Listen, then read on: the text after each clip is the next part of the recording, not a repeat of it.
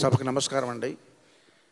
మురళీమోహన్ గారిని నేను 5వ క్లాస్ చదువుకుంటున్నప్పుడు స్కూల్కి వెళ్ళేటప్పటి నుంచి ఎరుగుదును. ఆయన సినిమాలు చూస్తూ పెరిగిన వాడిని.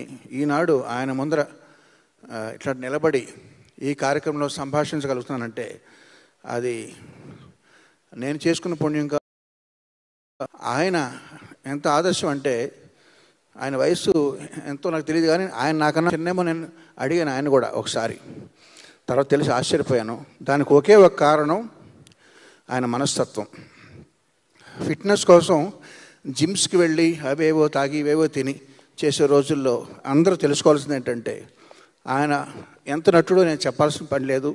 ఆయన నట ప్రస్థానం 50 ఏళ్ల కెరీరు ఇదంతా పక్కన పెడితే ఆయన మనస్తత్వం ఇతరులకి చేయకూడదు అనే లక్షణం, చిరునవ్వు, ఇవన్నీ వాగ్భూషణం భూషణం అన్నారు పెద్దలు.